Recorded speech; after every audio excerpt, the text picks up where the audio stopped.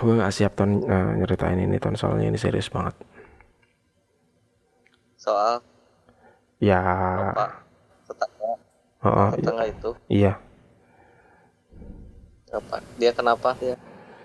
ya, ya sampai detik ini gak pernah berhenti ganggu gue aja. Ganggunya kayak gimana? Dari ucapan? Hmm, baru aja gue kan lagi bikin subtitle kan, kayak biasa kan, suara keyboard gue kan keyboard mechanical keyboard. Nah, suaranya kan keletak gitu kan. Dan gue ngetiknya itu cepet, nggak kayak orang biasa, nggak bermaksud sombong juga, maksudnya kayak ya cepet aja gitu, dan suaranya keras. Dan setiap kali gue ngetik kayak keletak dia nyetel musik jeng jeng jeng jeng gitu. Jadi kayak apa ya, dia itu berusaha untuk membuli gue gitu. Kalau di sini istilahnya itu kayak apa ya, ngincem. Dan itu udah terjadi kayak berbulan-bulan dan terjadi puluhan kali. Itu salah satu contohnya. Contoh yang lain, waktu beberapa hari yang lalu jam 6 pagi keponakan gue nonton Attack on Titan, tanggal 17 bulan 5 tahun 23. Dia juga melakukan hal yang sama kan. Ya lo tau kan, yang namanya anak kecil gitu kan, kalau nyetel film itu kan kadang volumenya keras banget gitu kan. Dari kamar gue nggak kedengeran, tapi nggak tahu kenapa dia nyetel musik keras-keras sekalipun dia tahu itu bukan gue gitu. Kayak ponakan gue juga dibully sama dia, lucu aja. Terus juga seperti yang gue ceritain kemarin, Annoying ya? annoying. Waktu syukuran juga kayak gitu, gue dibilang kacungnya di mana kacungnya gitu. Gue dibully kayak gitu. Terus juga ini materinya banyak banget loh, ini daftar kesalahan dia itu kayak udah ratusan. Masalahnya gue gak bisa mengingat semuanya dalam satu waktu, susah banget buat ngurutinnya, Buset, niat serius. amat. Ya terus kenapa gue diem aja dan gue ngapa-ngapain? Masalahnya dia tuh modelnya tukang lapor, itu aja. Dia tuh pecundang dia tuh.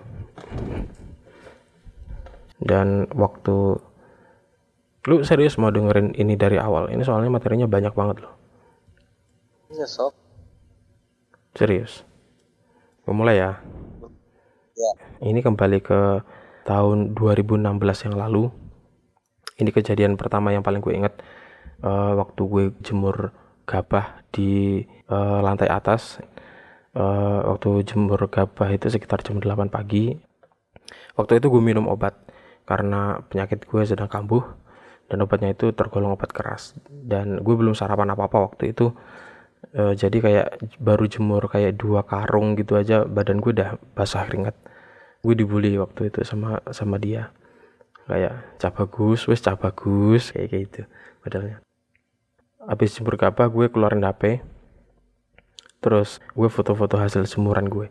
Dia ngira kalau foto-foto itu gue mau pamerin ke sosial media, padahal sebenarnya gue mau bikin foto panorama hasil editan gitu loh, pakai kamera gue sendiri.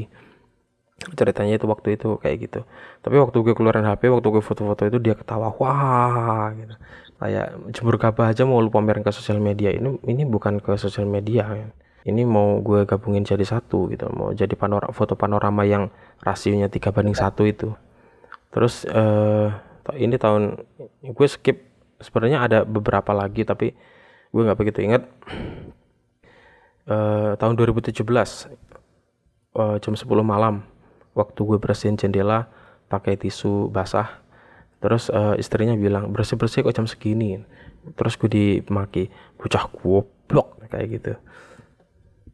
Itu tahun 2017. Oke. Padahal waktu itu kejadian yang sebenarnya adalah gue kebetulan nemu tisu dan gue habis cuci tangan. Terus ya gue bersihin aja tangan gue pakai tisu tersebut, karena berhubung tisunya itu basah, gue manfaatkan itu buat bersihin jendela gitu loh. Gak ada maksud buat bersih-bersih tengah malam juga waktu itu. Kemudian tahun 2019 juga sama, gue juga direndahkan, dimaki-maki, dihina, kayak cah bagus gitu ya gitu. Dikiranya gue nganggur atau apa gitu, kayak di rumah cuma diem gitu, cuma tidur-tiduran gitu. Padahal dari tahun 2016 gue udah punya pekerjaan. Dari setahun sejak gue pulang dari kampus gue udah punya pekerjaan. Bentar. uh, Cak iya, bagus. itu kayak kayak lu nggak berguna banget gitu, intinya kayak gitu. Oh itu sindiran gitu. Sarkasm. Sarkas ya. Ya. Oke. Jadi itu tahun 2019. Kemudian dari tahun 2020 itu makin parah. Waktu pertama kali gue rakit PC, gue diketawain juga kayak, wah, emang bisa rakit PC, kayak gitu. Padahal gue udah bisa rakit PC dari tahun 2013, sejak gue masuk kuliah dulu. Karena memang di sana udah diajarin. Itu kayak poin-poin pentingnya kayak gitu. Terus dari tahun 2020 itu pula caci makinya itu makin banyak. Kayak waktu bapak gue sakit, karena ya lu tahu bahwa kita berdua ini adalah individu yang punya masalah dengan keluarga, ya kan. Kita nggak memiliki behavior yang sama dengan orang pada umumnya. Waktu kita punya masalah dengan salah satu anggota keluarga, waktu bapakku sakit itu gue juga kayak dihina, dimaki-maki, kayak udah bapaknya sakit masih nganggur gitu. Gue udah kerja dari 4 tahun yang lalu. Terus duitnya kemana ya, suka-suka gue bakar, kayak mau gue buat cepok, kayak terserah gue lah, bukan urusan dia, itu hak privasi gue, karena ini masalah keluarga gue gitu loh, ya kan Tan, sama kan, sama kayak lu punya masalah sama keluarga lu karena lu adalah orang broken home, ya kan. Ya betul. Padahal waktu itu kenyataannya adalah waktu gue masih jualan hardware, masih ngurusin website, gue duitnya banyak. Gak bermaksud sombong loh ya, gue memang punya duit banyak waktu itu, tapi duitnya gak pernah gue ambil.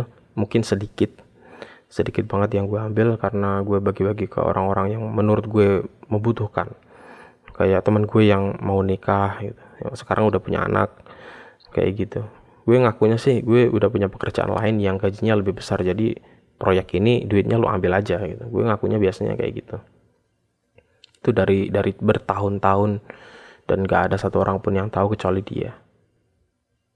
Terus juga kayak volume musik, dia itu punya amplifier sama sound system di rumahnya, dan selama bertahun-tahun dia itu kayak nyetel musiknya itu keras banget. Padahal udah tahu kalau bapak gue sakit di sini.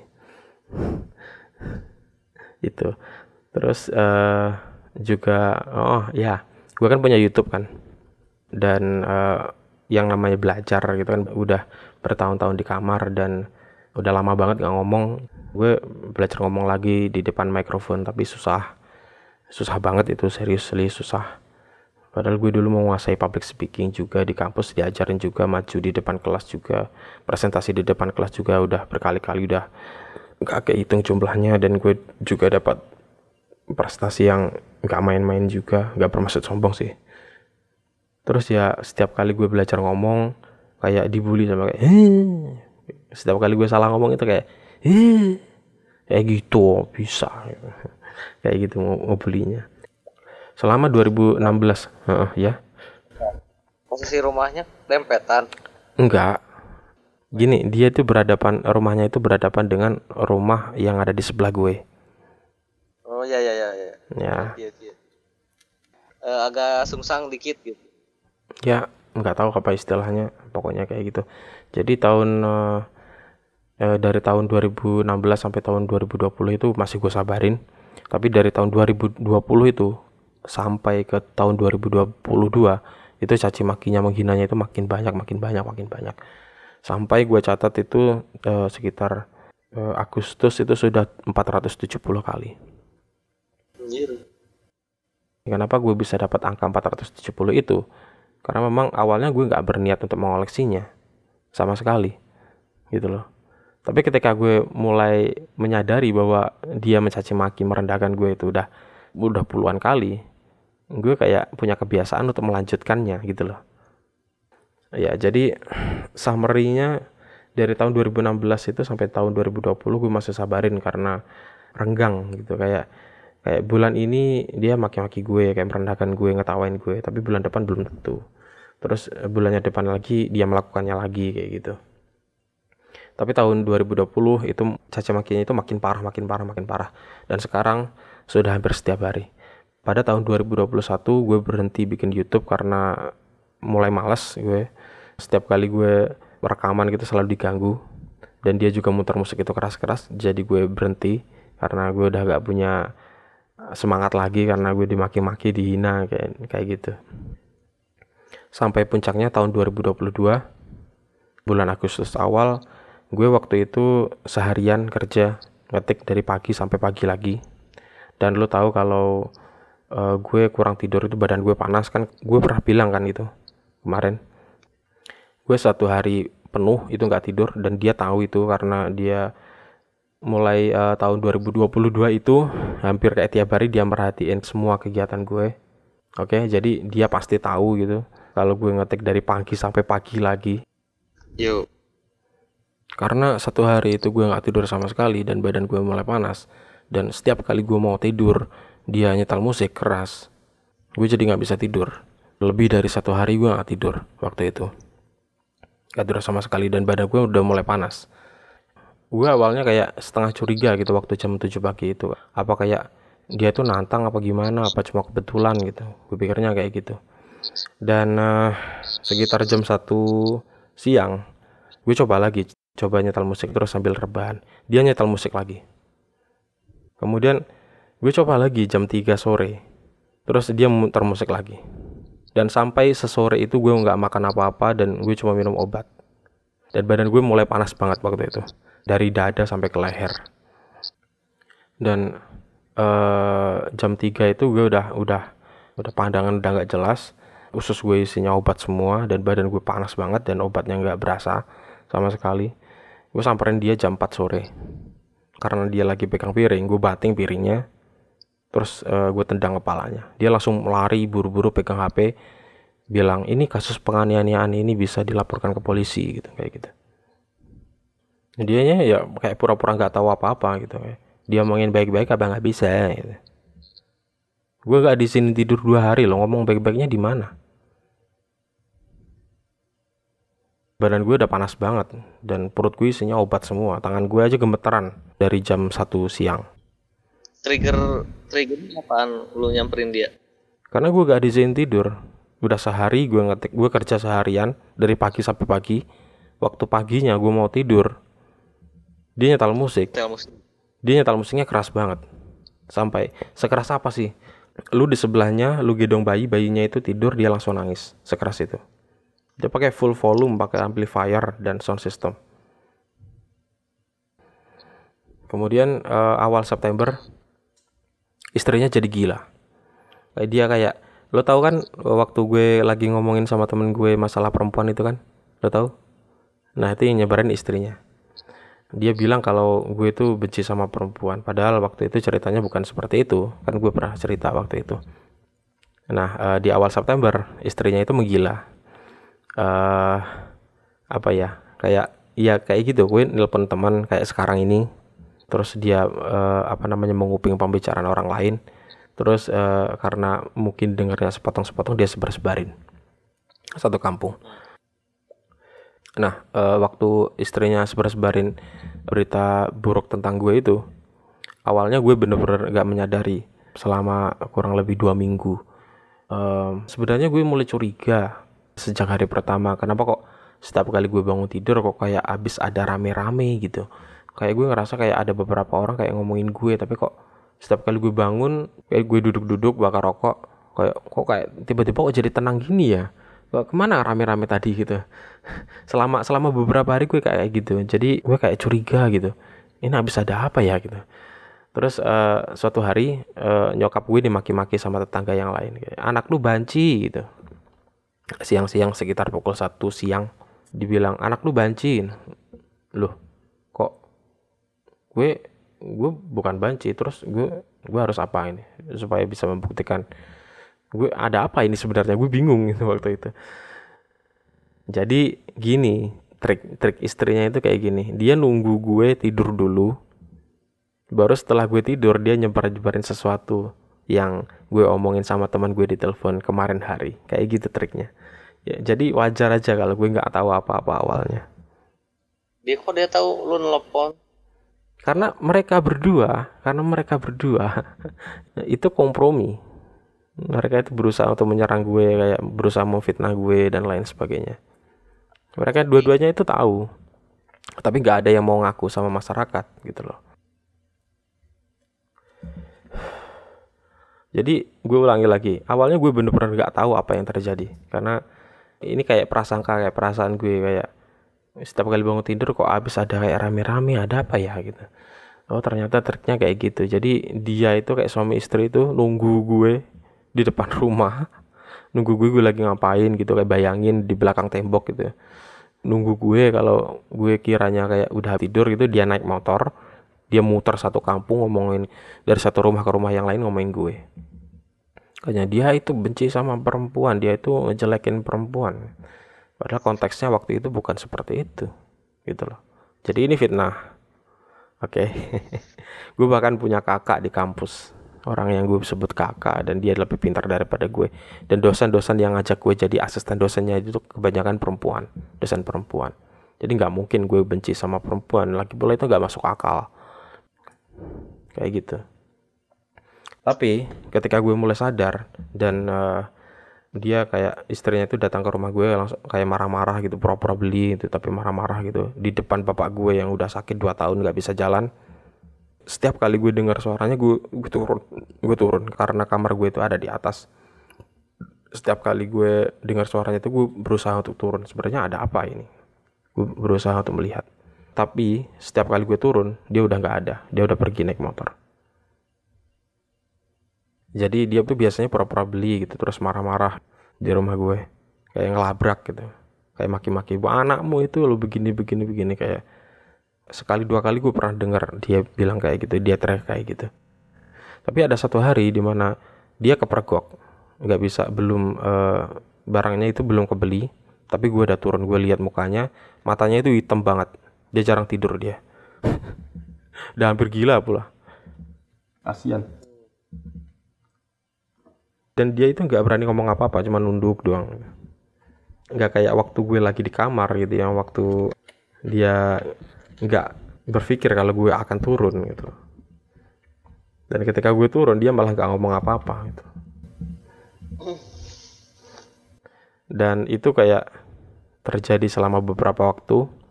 Fitnahnya itu makin menyebar gitu. Jadi orang mau beli sesuatu ke rumah gue itu kayak setengahnya takut gitu, takut ngedukung keluarga gue, takut ngedukung tindakan gue yang katanya nggak menghormati orang tua dan lain sebagainya. Padahal tergantung orangnya lah. Kayak mana ada orang tua yang ganggu gue, yang sampai nggak ngizin gue sampai nggak tidur 2 hari itu, mana ada, selain dia nggak ada. Ya karena nggak ada orang lain yang selain dia, ya gue nggak pernah perlakukan orang lain seperti dia gitu loh. Gue perlakukan orang itu sebagaimana dia memperlakukan gue. Sorry, bentar. Iya. Dia itu tetangga lu itu, si anjing itu, umurnya berapa? Paruh baya mungkin, nggak sampai 50, mungkin antara 50 atau hampir 50. Oke. Jadi itu. Tapi karena kejadian itu udah berlangsung beberapa waktu dan beberapa hal gue juga terlambat menyadari, dan orang-orang itu kayak saat fitnahnya itu mulai menyebar satu kampung sekaligus karena dia muter kan. Terus orang itu mulai takut, dan itu mempengaruhi ekonomi keluarga gue juga karena mulai kayak ibarat angka statistik dari garis 50 turun ke 20 kayak pelan-pelan gitu. Yang beli itu mulai jarang gitu karena fitnahnya menyebar. Itu juga pasal loh by the way. Dan itu mempengaruhi ekonomi dan itu fatal. Kalau gue serius ngelaporin ke polisi ya jelas gue yang menang karena salah sendiri bawa satu kampung gitu kan. Mereka bisa jadi saksi malahan. Kalau udah lapor polisi, lu nggak menang, polisi yang menang. Iya. Keluar duit banyak. Nah makanya itu gue gak pernah main polisi-polisian. Karena gue gak mau nyerahin ke mereka begitu saja gitu loh. Karena gue tahu kayak gimana sistemnya. Tapi karena itu semakin berlarut-larut dan gue juga gak tahu mau ngapain, dan orang lain yang kena serang, kayak kakak perempuan gue juga kayak kena maki-maki juga, ponakan gue mau tidur jam 5 itu diganggu juga. Jam 5 gitu nyetel pengajian keras-keras banget sampai ponakan gue nangis. Itu juga pernah. Terus bapak gue juga sakit 2 tahun gak bisa jalan, kayak tiap hari disetelin musik clang orangnya udah mangap-mangap kayak gitu. Pada akhirnya gue ke rumah dia minta maaf waktu itu karena gue takut dia nyerang orang lain, dan bapak gue udah parah banget waktu itu. Sorry, nyerang orang lain tuh nyerang selain lu gitu. Iya, kayak ponakan gue jam 5 pagi nangis-nangis di setelin pengajian keras-keras. Itu apa nggak penyerangan? Orang sebelumnya dia nggak pernah kayak gitu. Ya pernah sih, tapi nggak sekeras itu.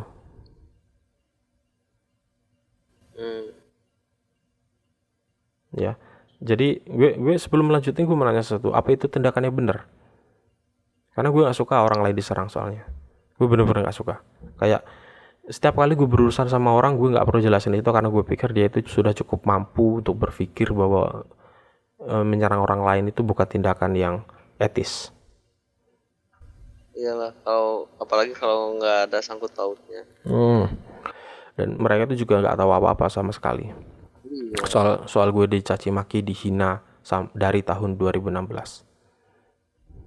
Mereka tuh nggak tahu sama sekali, tapi mereka kena. Oke. Jadi akhirnya gue September tahun 2022, September pertengahan, gue ke rumah dia minta maaf. Terus minta maaf. Ini disebut masa damai ya, karena gue udah minta maaf ke rumahnya dia ya kan. Tapi di masa damai itu di syukuran gue mulai dicibir gitu, kayak kacungnya di mana kacungnya, itu yang pertama. Tapi waktu itu gue nggak begitu yakin kalau dia yang ngomong atau mungkin dia yang ngomong tapi bukan ke gue alamatnya. Jadi yang ini perlu dikonfirmasi. Terus juga di rumahnya Pak Gino Salon, gue inget betul karena dia juga ada di sana waktu itu. Gue dibilang rajin gitu. Padahal gue lagi bagi-bagi besek ke tamu waktu itu. Karena gue gak suka kalau jalan pulang itu kayak ditanyain sama orang, mau bareng apa enggak gitu. Gue gak begitu suka kayak gitu karena jadinya awkward, jadinya canggung gitu. Karena mau gue tolak tapi takutnya gak sopan. Kalau gue mau bilang iya, takutnya kayak gimana gitu. Karena gue lebih suka jalan kaki soalnya. Nah, karena gue lebih suka pulang telat, makanya gue suka bantu-bantu kayak kumpulin piring gitu. Lo tau kan, habis makan syukuran gitu kan. Nah, kayak gitu waktu gue bagi-bagi besek itu ke tamu, gue dibilang rajin gitu ya. Di rumahnya Pak Gino, gue masih ingat betul itu. Terus di masa damai itu juga dia masih ngebully gue, kayak waktu gue ngetik tengah malam gitu, kayak musiknya jang terus berhenti tek kayak gitu. Dan itu terjadi kayak puluhan kali selama berbulan-bulan. Gue berharap banget kalau ada yang denger dan dia bisa jadi saksi, gitu aja. Terus juga waktu pulang Jumatan, gue pernah dilemparin jambu air. Jambu air jatuh sama jambu air dilempar itu kan suaranya beda kan. Suaranya itu keras dan langsung pecah. Padahal itu jambunya kecil. Kayak di sebelah gue waktu gue pulang Jumatan lewat rumahnya dia, di depan rumahnya dia. Ini masih perlu dikonfirmasi. Tapi yang kedua, dia pernah kayak banting meja atau apa gitu, kayak suara keras supaya gue kaget. Itu pulang Jumatan. Waktu itu istrinya nanya, kaget gak? Enggak gitu. Berarti cuma bohong. Ya, gue nggak bohong. Gue memang kagetan kalau gue ngantuk, kalau gue kurang tidur. Kalau sehari gue cuma tidur 3 jam, itu gue kagetan jelas. Tapi waktu pulang Jumatan itu gue memang seharian itu tidur gue udah cukup, jadi gue nggak begitu kaget waktu dia banting meja itu. Iya. Nah, terus apalagi syukuran gue ngetik diganggu, Jumatan, terus sama Lebaran kemarin 4 kali ada tamu ke rumah gue, dia nyetel musik. Itu udah nggak sopan banget sebenarnya kalau melihat dari etikanya, adatnya orang sini. Jadi 4 kali. Yang pertama itu kerabat gue dari gang sebelah, terus kemudian Mbak Bibit yang dari Bandung sana, kemudian ada adiknya kakek gue dari Turunasih ke sini Jumat, dia nyetel musik juga. Terus yang terakhir dari Lampung baru datang langsung disetelin musik. Itu gue nggak tahu itu sengaja apa enggak, tapi kalau memang nggak sengaja kenapa sampai 4 kali kayak gitu. Dan apa lagi ya, jam 6 pagi keponakan gue nonton Attack on Titan tanggal 17 bulan 5 tahun 2023. Terus masih baru aja terjadi, gue ngetik diganggu juga. Kayak gitu. Jumlah totalnya mungkin udah 1000 lebih. Itu 1000 itu sudah termasuk hinaan, cacian, fitnah, bullying, merendahkan, dan lain sebagainya. Itu padahal itu terjadi di masa damai. Masa dimana gue udah kesana dan minta maaf dia dengan harapan bahwa jangan serang orang lain selain daripada gue, karena itu tindakan banci. Itu banci. Kayak gitu. Gue ulang dari kejadian dimana rame-rame di kampung waktu gue ke rumahnya dia marah-marah itu tahun 2022 Agustus awal.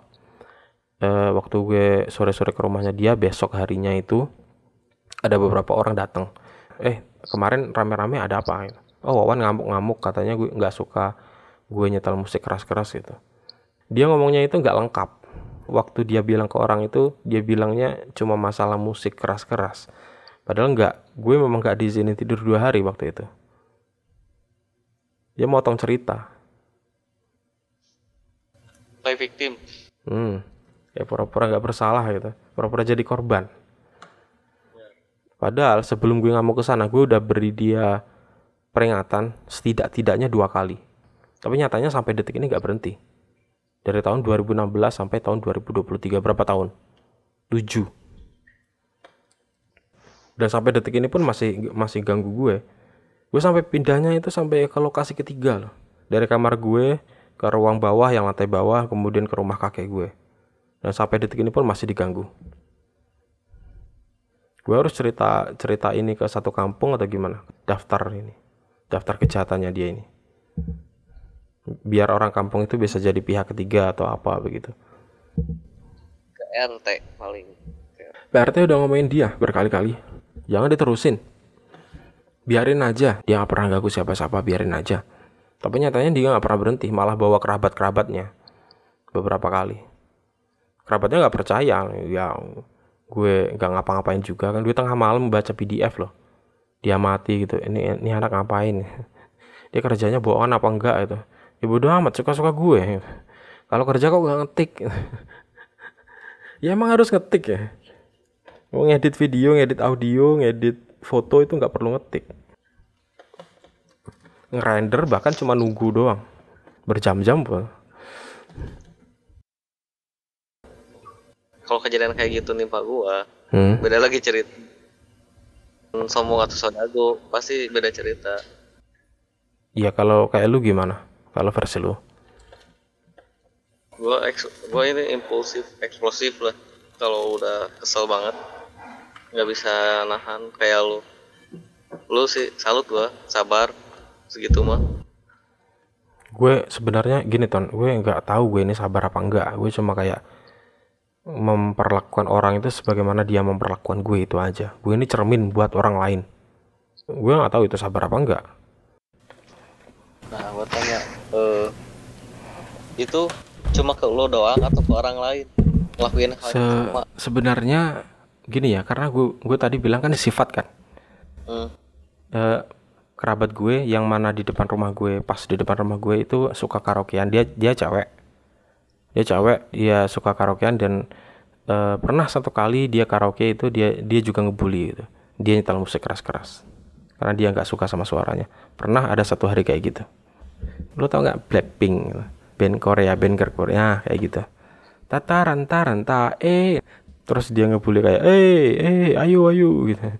Jadi sebenarnya bukan ke gue doang, tapi ke gue nya itu agak parah. Bukan agak parah, ini memang parah gitu. Emang asshole ya? Ya, exactly. Gini, gue sebenarnya punya satu ide buat menyelesaikan masalah ini. Lo mau denger gak? Oke, mau. Tahap pertama, gue akan sebarin cerita ini satu kampung soal daftar kejahatannya dia ini, karena gue belum pernah cerita apa-apa sebenarnya. Tahap pertama gue sebarin dulu cerita ini, daftar kejahatannya dia ini ke satu kampung, karena salah mereka sendiri kan bawa-bawa satu kampung, dengan harapan bahwa kampung ini bisa jadi semacam pihak ketiga semacam apa ya, mediasi, arbitrasi atau judge, terserah. Dan kalau itu gak berhasil, gue selesaikan ini secara perkelahian fisik. Dan syaratnya salah satu harus ada yang mati. Boleh dia diwakili seseorang, tapi dengarkan dulu ceritanya dari awal sampai akhir. Masalahnya dia mau atau enggak, pasti gue yakin dia jawabannya enggak mau. Iya, memang kalau dilihat dari perilakunya memang kayak gitu, dia nggak akan berani. Dan plus kalau gue pasti kayak karena lo bilang itu senang orang lain terhadap gue, tapi kan dia yang duluan. Iya, memang dia duluan. Dia mau kerjain balik lah gua.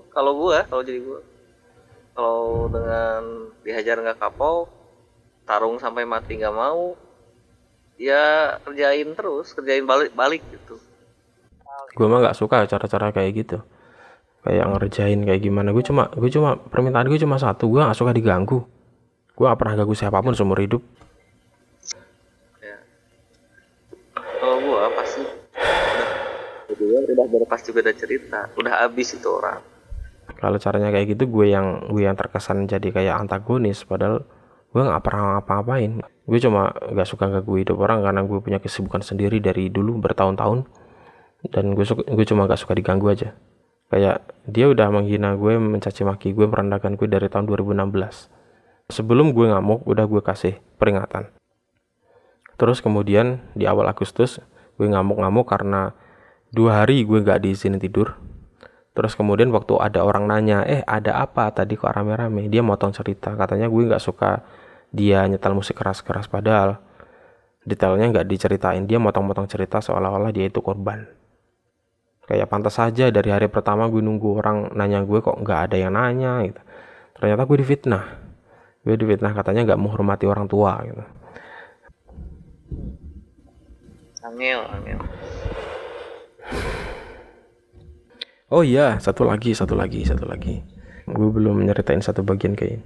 Kata paman gue kan dulu di sini, di kampung ini, sama Pak Sahri, itu kayak preman gitu.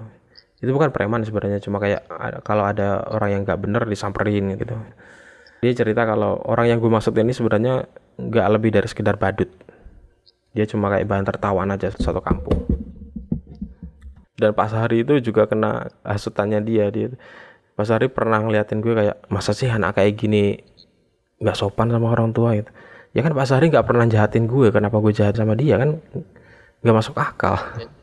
Ya kan. Gue cuma jahat sama orang yang jahat sama gue. Simple kan. Gak ada yang aneh.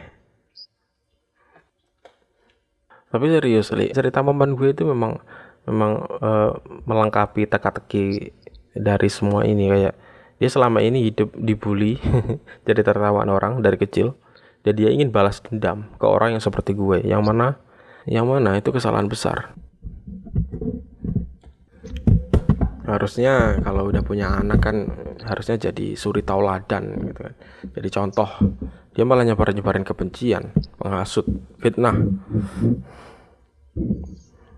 Harusnya kan begitu kan. Kayak gitu kok ada orang yang nanya, kenapa lu gak nikah gitu. Emang ada jaminan kalau gue bisa jadi orang tua yang baik ya? Karena kiri gue aja nggak ada orang tua yang baik sama anaknya kok. Yang tua nggak bisa jadi pedoman, terus yang muda harus ngapain? Iya sih, kalau dipikir apaan sih paksa pernikahan. Gue mikirnya kayak gini, untung gue belum nikah karena gue pernah pagi hari gue pernah kencing gitu, dia menghinanya itu kayak hi gitu, kayak gitu. Gue nggak tahu dia bisa dengarnya dari mana, tapi waktu gue pagi-pagi kencing itu ya dihina hi gitu. Dan itu pakai aksen daerah, dan itu lebih ofensif sebenarnya. Kayak bayangin aja kalau gue malam-malam lagi enak-enak sama istri gitu, tiba-tiba diketawain sama dia. Kayak perempuan mana yang gak nangis digituin? Ya pasti nangis lah. Karena ranah privasinya itu diganggu sama orang lain. Seperti yang gue bilang, gue udah pindah sampai lokasi ketiga dan masih diganggu. Gue barusan debat di IG soal itu, nanya agama ke orang lain. Kalau masalah agama mah urusan masing-masing ya kan. agama itu ranah personal, nggak bisa dijadikan alasan atas apapun ya kan. Gila. Orang pada kenapa ya? Hanya agama ke orang lain.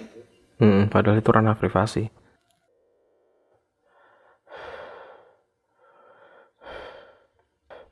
Jadi gue akan tetap lakukan option A, di mana gue akan sebarin ini satu kampung, kemudian nunggu hasilnya, nunggu penyebaran informasinya. Kalau mereka tetap gak bisa melakukan apa-apa, dan selagi dia masih ganggu gue, maka eksekusi dari rencana akan dilakukan. Cara nyebarin kabarnya gimana? Ya, gue rekam dialog ini terus gue putar lagi.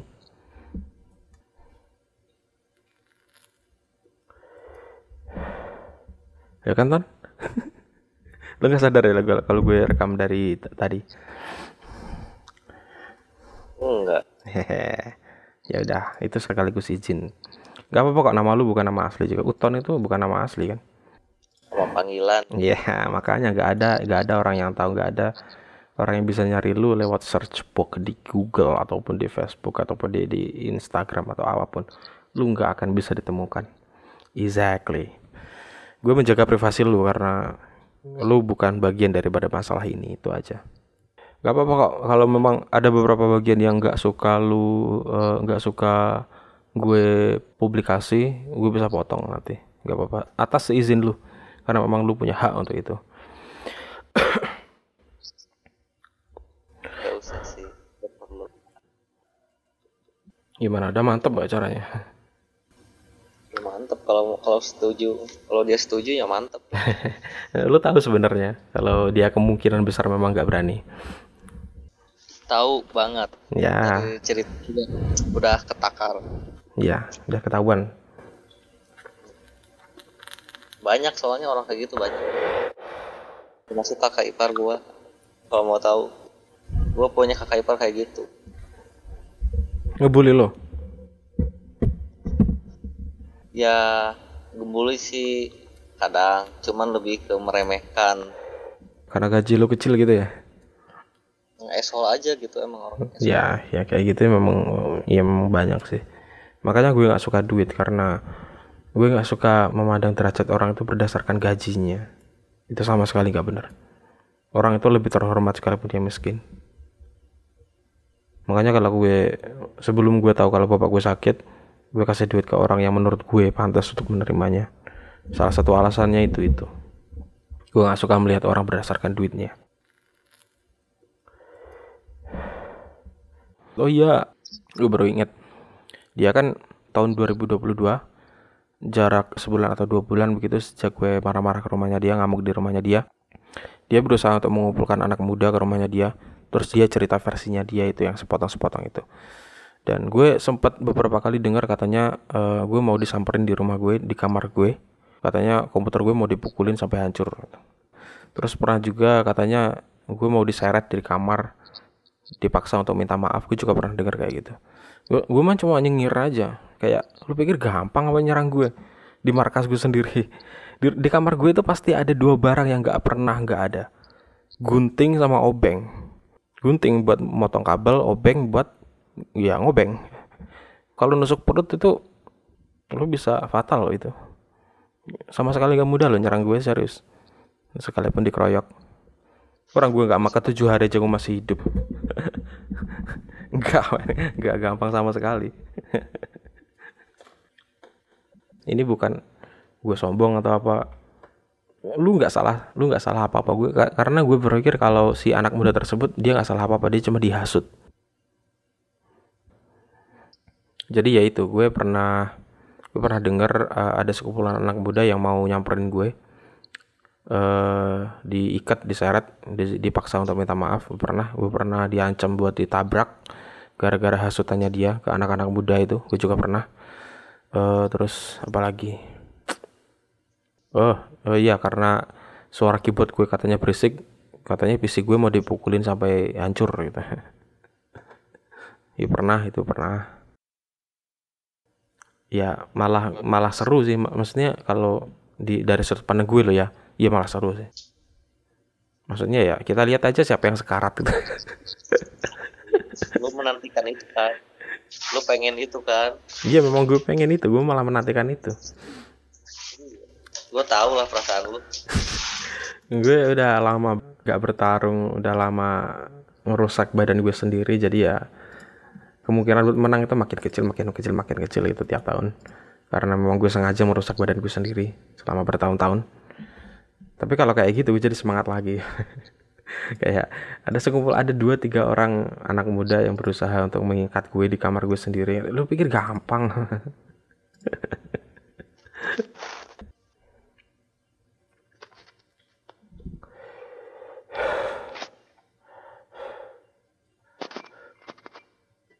Kayak lu bayangin aja kalau seandainya alasan pemukulan gue terhadap dia itu karena alasan ada anak muda yang gak menghormati orang tua, terus waktu bapak gue masih hidup terus dia nyetel musik keras-keras, itu etikanya di mana? Bapak gue udah maaf loh waktu itu setelin musik kayak gitu, dan dia udah tahu juga, gak usah diomongin juga, gak usah dikasih tahu juga, harusnya udah tahu. Itu kayak gitu, itu etikanya di mana? Dia sama bapak gue tuan mana? Tuan bapak gue lah. Dan istrinya itu marah-marah, ngamuk-ngamuk, maki-maki gue itu di depan bapak gue yang gak bisa jalan, gak bisa ngomong. Dan fakta menariknya adalah lu gak bisa minta maaf sama orang yang udah mati. Gue sih gampang, kayak memberikan maaf itu gampang. Yang susah itu mengubah sifatnya. Karena gue fokus ke sifatnya, bukan ke orangnya. Sama kayak pepatah orang Bali kan, bencilah sifatnya bukan orangnya. Orangnya itu cuma wadah. Ya. Ini buat pertimbangan buat orang-orang yang ingin mewakili dia dalam pertarungan gue. Dan pikirin, nyawanya layak gak ditukar sama nyawa lu? Kalau enggak, silahkan urus kehidupan lu sendiri.